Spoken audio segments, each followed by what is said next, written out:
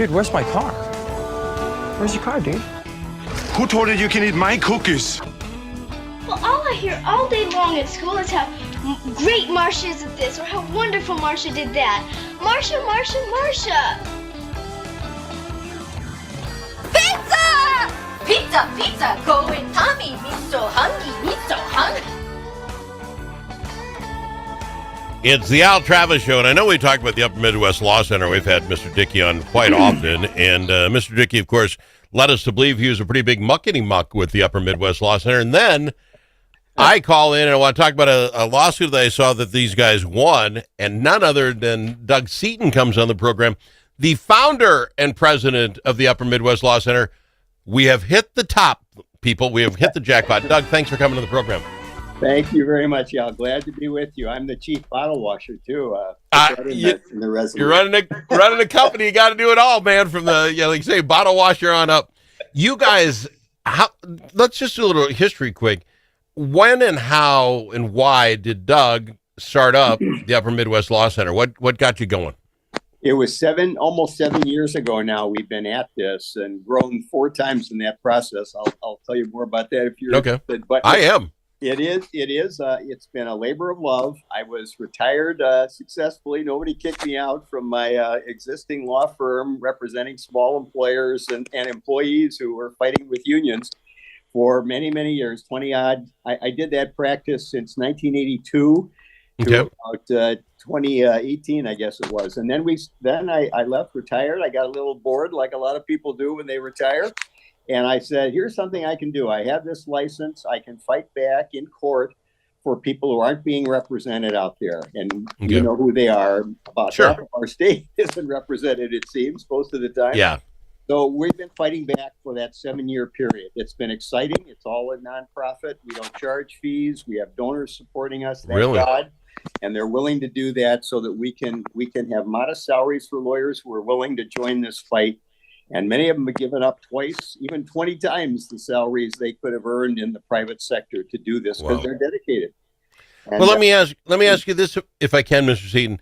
It would seem to me the cases or the kinds you're taking, but I don't want to make this sound petty, isn't just with the local judge.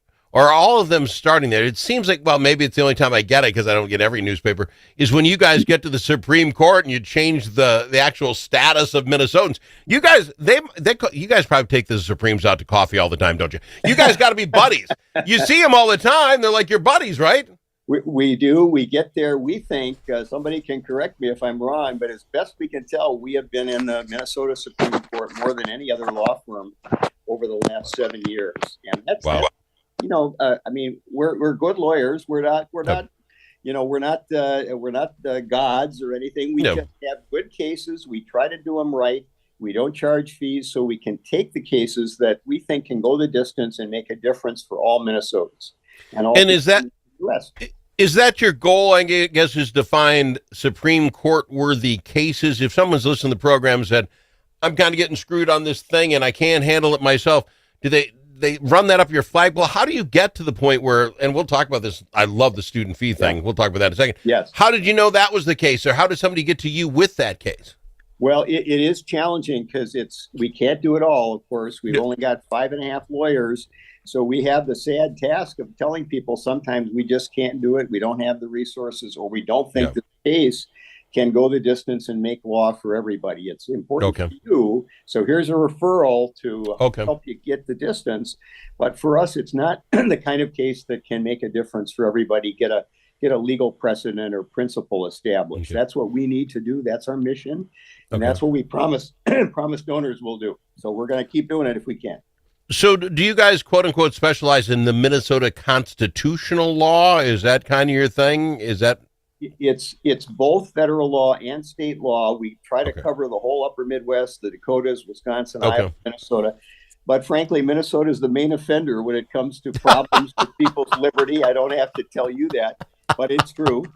And fair enough. Yeah, because I've been here for 50 years and I don't plan to leave. I plan to keep fighting here so we get the state right course. That's important.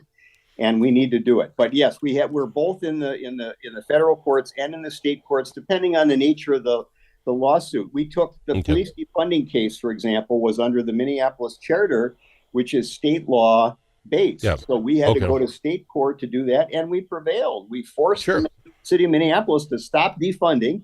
They haven't fixed the problem, as you well know, but they have at least stopped the downslide in terms of the hiring. They got a little more moxie in the hiring. We're going to keep fighting that fight if we have to, but that's a state court issue. But sometimes we're in federal court, and that's where we were in the case involving. We'll talk maybe about that. The Cajun case in Lakeville schools, that was federal. And the Lackey case is a federal case. The student case. Well, I want to talk the Lackey case if we can. I don't call it that. I call it the student loan debacle thing. Yeah, that's so somehow, and I presume the last name's Lackey, some parent, some student, and this has been going on forever. This is what drives me nuts. It took forever for somebody to finally stand up. But they get a hold of you and said, I don't like this. And I'm paraphrasing.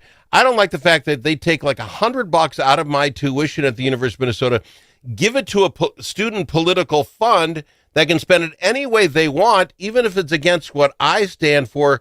That can't be right. And then that person talked to you and you said, well, it doesn't sound right. How did that get to you guys? Well, it varies how clients come to us. Many of them send us emails, texts, leave us phone messages.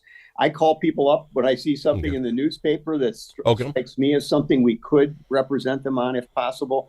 In this case, Taya Lackey contacted us, or maybe it contacted the Liberty Justice Center. We have co-counsel from Chicago in this case with us, and I frankly don't remember which of us she contacted, but the two of us have been fighting that fight for her, and she did it all herself. She did it all right. She worked her way through college. She didn't take out any debt, and so it was particularly offensive to her that she was helping an organization, a left-wing lobbying group, basically, that was fighting for the waiver of student debt, which means you and I and she get to pay it all for everybody else. She said, I've already paid my debt. I didn't have a debt. I paid my way to begin with by working. And now I have to support somebody else's debt relief. I don't like, and I didn't have a chance to say yes or no to that either. So that's the case itself. So when you get that case and you say, yeah, this sounds fishy. I mean, I'm no lawyer, but it sure sounds wrong to me. All right, on the offset. Then what do you take it? I think she went to St. Cloud State. So do you go to St. Cloud State and she needs to get reimbursed or what's the first move out of you guys?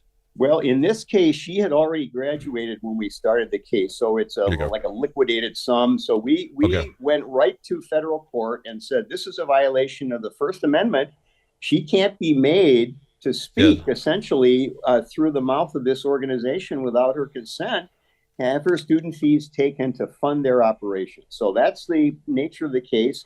And it's not the only case like this. We have cases where state employees' money is taken out of their pay by the union to support similar left-wing speech. We have taxpayers forced to fund things like this themselves. So we've got a whole series of cases like this where the left is forcing taxpayers, students, teachers, state employees, whoever it is, to fund their own little tilting at windmills. And we don't like it. We don't think it's right. We know it's a violation of the First Amendment. And we're fighting a whole bunch of those fights. And this is one of them. And we're very glad that Taya was willing to stand up and fight. Well, I saw the headline. I read the story. It says here that you guys are celebrating the victory in that challenge. Does that mean they have to get rid of him? As the court said, stop it, no more? Or what does the victory mean for you? It's a good question, because like a lot of lawsuits, it doesn't stop here. It just goes back and it goes back to a different notch or a different rung in the ladder. So the court basically dismissed the state. So the state's not in the case anymore. It's a state college, as you noted. And because it's the state that's entangled with and helping this student organization, that puts it under the First Amendment, because the states are obliged to observe the First Amendment. And so we've been able to demonstrate that there's state action here. That's what it's called. The state helped these guys raid Taya's money. Pocket. And that's what we have to prove in order to have the First Amendment come into play. So now we get to go back and say, okay, now, State College, you owe her back her money, and see what they have to say about that. But that will take the trial forward. It's a very narrow issue because the facts are pretty clear. And so we're very hopeful we're going to get a victory here now in the case in chief, as we call it, on the merits of the case. And then the ultimate hope would be that then that just across the country, this would have to stop. They can't do this anywhere. That's the goal. That is the goal. That's how the Upper Midwest Law Center changes things. And I just love watching when the emails come out and I see this. I love that. We've got two more to talk about. I want to talk about your guys' quote unquote involvement with the Senator Mitchell trial. Can we do that in a second? Yes, please. Absolutely. Right. We'll be back in 2 minutes right after this with more. We've got Doug Seaton. He's the founder of Upper Midwest Law Center. More after this. Think about it. Now that school's out for the summer, how are Minnesota students doing? Not very well. Minnesota ACT scores fell again last year and are the lowest they've been in 10 years. In fact, fewer than half of Minnesota students can either read or do math at grade level. Think about it. We used to brag about our schools. Now we're losing to states like Mississippi. Visit AmericanExperiment.org for more information. Think About It is brought to you by Center of the American Experiment, Minnesota's think tank.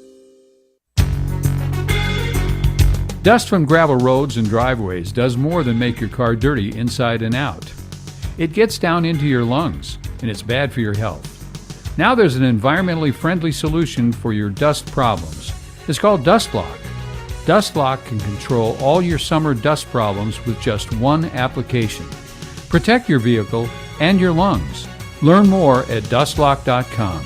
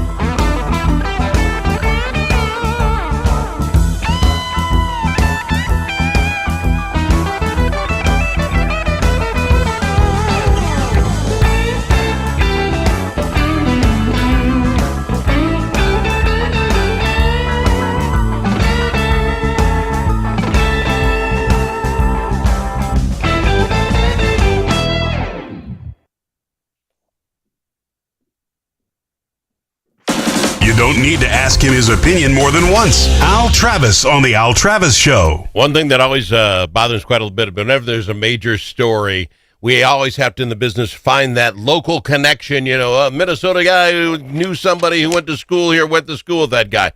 We don't have that. This lays up in my lap so easily. Doug Seaton's with the Upper Midwest Law Center, and the story, of course, of the week is the Senator Mitchell trial. You guys have been in... air quotes, in on this thing pretty much from the beginning. And if I can sum it, I look back, there's that cop shooting the state trooper, and that video came out like the next day. You saw what had happened. But the Mitchell deal goes on. There's police cam footage of that, but for almost, 2 years now, we haven't been able to see it. And you guys, and who would be the people that hired you or got you on to release that video? You want the video release. Yes, we want the video released under the Data Practices Act, our FOIA statute and Freedom of Information statute in Minnesota. We represented Alpha News to get that footage. That was our client in that case, and we represented them before.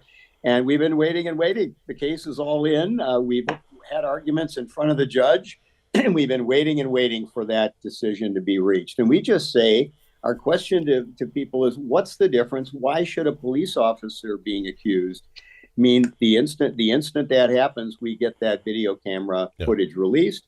But when we've got a politician also accused, we don't get it until the trial. And that's only necessarily some of it presented by the two sides in the case itself. We don't have it all yet, we presume. And we continue to ask for it. We haven't gotten word from the judge yet about that. I don't want to get you in trouble with the judge, but did this judge just pull a quick one in that if he delays his reasoning on it until after the trial, it's kind of a moot point, isn't it? Well, this is a state court judge, and yes, we are waiting, and we don't think it's right. The judge thinks there's a question about whether this should be released with a trial pending, but we thought it was clear enough that it should be. And so we still hope to get a decision. The judge may decide it's moot now, unfortunately, but we think it's still a live issue, and people should have a right to get that footage in similar cases going forward, even though it may be moot. Okay, let's say this guy says no. It doesn't matter anymore. This case is over. Can you still take it to the next place so this gets figured out so that we know the next time something like this happens, we have settled law on it? Or is it you're just going to have to wait for the next opportunity to take that same case up, same type of case? We would certainly take it forward. And as I said, the judge could decide that it's moot. That is a possibility, but we can challenge that decision too. And we hope to get a decision that will be a law for the future. That's our objective, as you and I have been talking about this morning. And that's what we'd like to do, is to get a principle everybody can rely on, that we can all understand, and it's justified under the Constitution. And when you look at it, obviously you think you've got a great case there. I know you guys don't do this. Is it a 50-50 shot that this goes your way, or is it 70-30? What are your guts? We're not Can you allowed to do that. Oh, I'm sorry. That's me. Bad radio host. Okay, let's forget that question. Let's move on. One other story I want to talk about with you guys. You did something with a Black Lives Matter poster in school thing. Can you give us the 360 on that? Yep. The quick story on that is this is Lakeville Schools, and our clients, the Cajuns, Bob and Cynthia Cajun, and several other plaintiffs too, challenged the school when they said, oh no, Black Lives Matter organization, the Marxist organization that wants to put these posters up, they said, oh no, we can't do that. We've got a neutrality policy, like every school district in the whole state, virtually. Yeah. And that was their answer, and that's the right answer. But then they kept getting lobbied to do it, and they caved in, and they did it. Oh. And then so our clients went in and said, we'd like you to put up All Lives Matter and Blue Lives Matter posters as well to balance the picture here. And they refused. And we said, you're a public institution. You can't pick and choose which messages to communicate. If you're going to let somebody communicate, you got to let all people up to the podium. Yeah. And they said, oh, no, we're not going to do that. That's our government speech. We've decided that's our speech as government, as the school district. We said, you can't do that. We went to court, and the 8th Circuit Federal Court of Appeals in St. Louis said, you're wrong. That isn't government speech. And you can't defend yourself that way. So we went down to the trial level. As I say, we go up and down a lot in this business. We're back to the trial court and the school district. It certainly helped that people rose up in the school district and changed the composition of the school board as well. But they finally gave up and said, we're going to take them down. They want us to know what would settle things for us. And we said, you got to take them down, and you got to pay something for the trouble of our plaintiffs and the cost of fighting this fight. So they paid money, and they took the posters down. And that's a First Amendment victory that's extremely important. I love that. And it applies across the board, everywhere in the country. You are not going to answer this question. I hate to put you in a box. But these school board, these entities all have lawyers involved. The school boards have lawyers on staff. You tell me that lawyer couldn't read the First Amendment and realize that you can't do that? And you know what I'm saying? Are they just really bad? You can't say that. It just seems weird. Some of this stuff is pretty cut and dry. You can't say, yes, well, you can put your posters up, but you can't. I know that. I'm a radio guy. We certainly think it was clear. Now, they do have this government speech doctrine. They were hoping that would be a defense. But as I said, they had it right the first time. So it's very hard to be in the position where you had it right, you said no, and then you said yes after you got lobbied and demonstrated against a lot. And so it looked pretty bad for them, and they were right in the first place. That's how we like to put it charitably. You were right the first time. You know what, Mr. Seaton, I wouldn't want to see you in a courtroom to save my soul. That would scare me. I thank you for coming on and taking your time and covering some of this stuff with you. You guys are in on everything here in the state of Minnesota. I appreciate you, sir. Thank you very much. Thank you very much. Yeah, we appreciate the time with you. Have a good day. If you need to get a hold of Doug or his group, Upper Midwest Law Center, it's UMLC.